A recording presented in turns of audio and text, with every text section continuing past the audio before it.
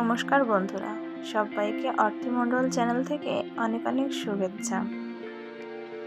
আজ আমি আপনাদের সঙ্গে শেয়ার করতে চলে এসেছি সুন্দর একটি আর্টিফিশিয়াল ফুলের মালার টিউটোরিয়াল। এই মালাটি খুব সহজেই আপনারা তৈরি করে নিতে পারবেন। আর আমি এই ফুলের মালাটি তৈরি করেছি চেরি ফুল দিয়ে। তাহলে চলুন বন্ধুরা, আর একটু দেরি না করে সুন্দর এই মালার টিউটোরিয়ালটি আপনাদের সঙ্গে শেয়ার করি। আমি এখানে অনেকগুলো লাল এবং সাদা চেরি ফুল নিয়ে নিয়েছি। আমি সুতোটা যতটুকু লম্বা দরকার সেই অনুযায়ী কেটে নিয়েছি। একটা সূচ ভরে নিলাম, সূচে সুতো ভরে নিলাম। এখন একটা পাল্প আমি ঢুকিয়ে দিচ্ছি।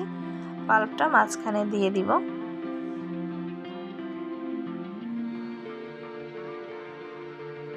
আপনারা চাইলে আমার থেকে কিন্তু এভাবে অর্ডার করতে পারেন। আমার সাধারণত এই কাজগুলো অর্ডারের কাজই থাকে, যেগুলো আপনাদের সঙ্গে আমি শেয়ার করি। তাছাড়া আমি এক্সট্রা কোনো কিছুই তৈরি করে রাখি না। এবার একটি গোলাপের মাঝখান থেকে আমি এটা বের করে নিব।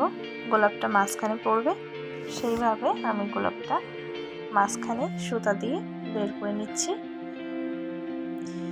এখন একটা একটা করে আমি এই ফুলগুলো গেঁথে নেব। নিজের পছন্দ অনুযায়ী ডিজাইন কিন্তু করে নিতে পারেন। একটা লাল বা একটা সাদা দিতে পারেন। আমি কিছুটা সাদা কাঁথার পরে তারপরে কিছুটা লাল দিব, তারপরে আবার সাদা দিব। এভাবে আমি একটা পাশ আগে গেঁথে নিব। এখানে আমি কিছুটা সাদা দিয়ে গেঁথে এবার আলাদা করে নিচ্ছি। আলাদা করে দুই পাশে দুইটা লাইন আমি তৈরি করে নেব। সুতাগুলো ভাগ করে নিয়েছি, গেঁথে নিচ্ছি।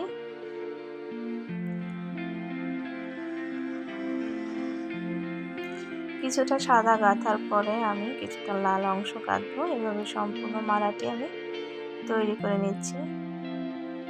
দেখুন আমার মালাটি হয়ে গেছে।